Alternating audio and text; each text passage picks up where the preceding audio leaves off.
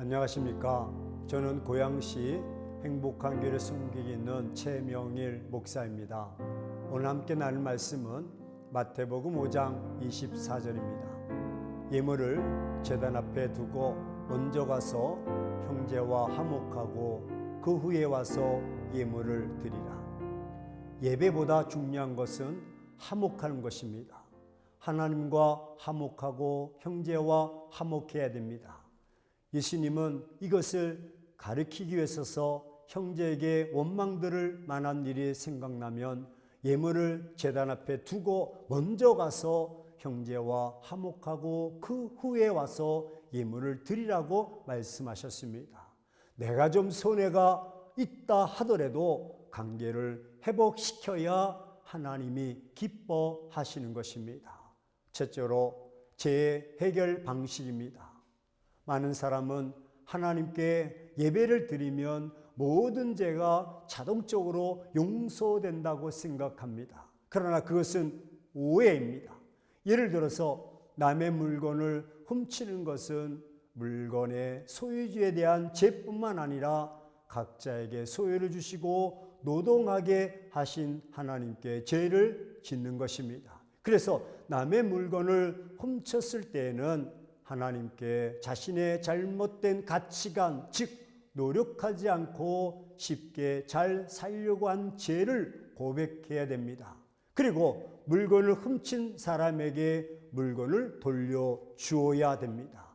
또한 손해배상까지 해주어야 그 죄가 해결되는 것입니다.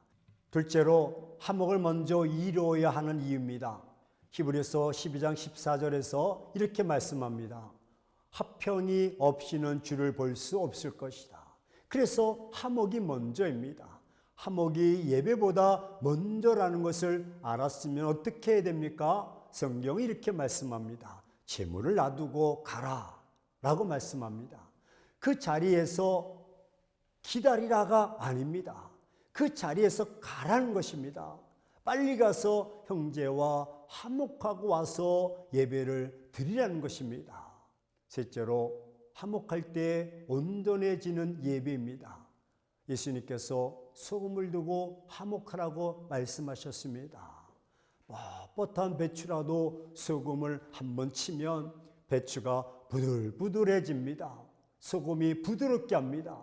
근데 문제가 있습니다. 소금은 녹아 없어져야 합니다.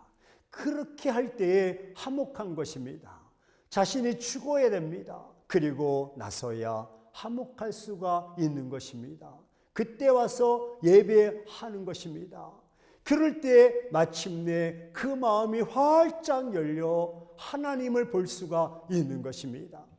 말씀이 아멘으로 들려집니다. 찬양과 기도가 살아있는 것입니다. 형제와 자매와의 소통과 나눔이 넘쳐날 것입니다. 그리고 화목하게 하는 자는 복이 있어서 하나님의 아들이라 일컬음을 받게 될 것입니다.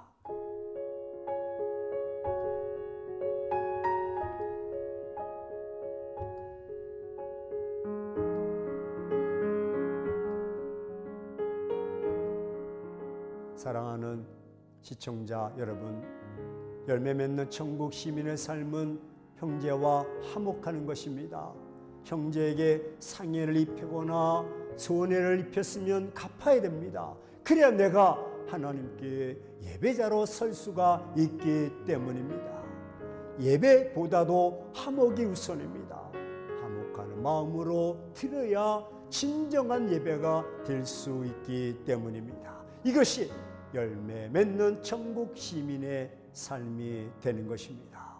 이렇게 화목하는 삶을 살아감으로 천국 시민의 삶에 영광을 돌리는 삶이 되시기를 주의 이름으로 축원합니다.